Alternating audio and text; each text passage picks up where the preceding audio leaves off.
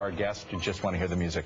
Tuesday's primaries look to be mostly chalk until we woke up to a surprise on the last frontier. We're still waiting for the final tally in Alaska, but Tuesday's winners have just over 2 months to refine their messages for the November midterms. So here with some further insight into the results are Charlie Cook, editor and publisher of the Cook Political Report and an MSNBC and NBC News contributor, and Ron Brownstein, political director for Atlantic Media, columnist for the National Journal, and both have offices in the Watergate. But that's neither here nor there. And I write for National Journal, too. That's part right. of my contract. And I used to work for National Journal. Right. And I'm a contributing editor of the Atlantic. More 1970s flashback. Yeah, more 70s flashback. There we go. Okay, Charlie, there's something, regardless, Lisa Murkowski, win or lose. John McCain, Lisa Murkowski. There's something, they're both the same and different. How? Well, I think that this year, when people say there's an anti-incumbent mood in both parties, and I would argue no. In the Republican side, with the exception of the Alabama Republican gubernatorial runoff, every incumbent Republican or establishment Republican who has lost to someone more conservative than they are. This is an ideological purging. When the Tea Party people say this is a hostile takeover of the Republican Party, they're not fooling around, and that's what you're seeing with Lisa Murkowski. But John McCain, to his credit, early on saw what the political climate was like, and he knew that he had to run the best campaign of his entire career, and they ran a very surgical, very clinical campaign. They did what had to be done. They did it very effectively and won comfortably a year.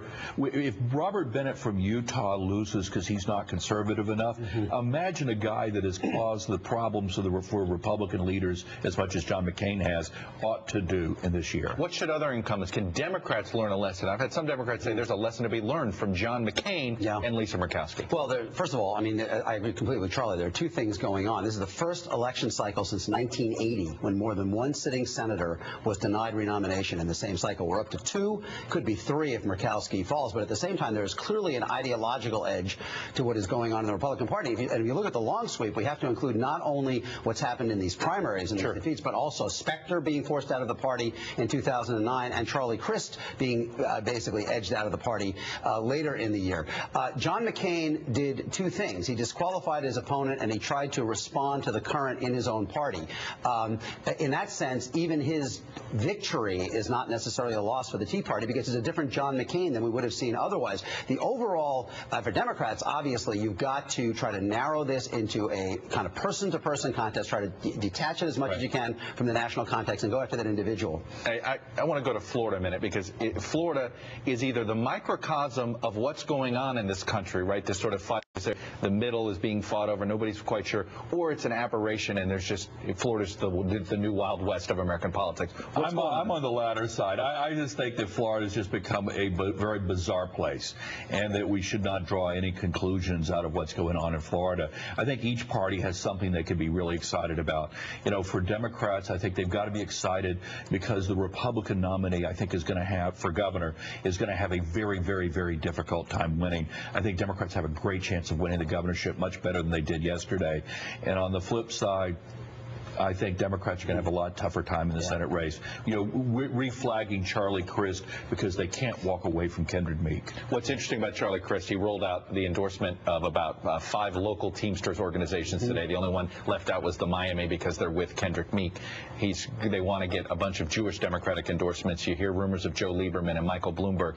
Clearly, Charlie Crist has made the decision. They've got to take from Meek. There's nothing to take from And as Charlie said, Meek's nomination, as opposed to if Green somehow had pulled it out, makes it tougher in the end for Democrats to avoid the seat ending up in the hands of Marco Rubio because it's going to be more difficult for Crist to draw large numbers of Democratic votes. I would say Florida, especially in that governor's race, though, does touch on the broader national issue. As Charlie said, in many of these contests, in Colorado, in Nevada, in Kentucky, in Florida, in Utah, more conservative candidates win the Republican nomination, not everywhere, but in most cases. And if Democrats are going to hold down their losses in this, what's going to be a very difficult year, they're going to have to find find ways to beat some of these candidates who are probably to the edge of where the electorate is, but nonetheless have a tailwind behind them, because that's where the energy is right now. You know, one Democrat looking for solace in yesterday, because there isn't a lot, because this is a bad environment right now for Democrats, looks over at the Senate committee and says, hey, John Cornyn might have been smart about who he recruited, but look who's been nominated. He recruited Jay Norton, lost. He recruited Trey Grayson, lost. He recruited Charles Frist,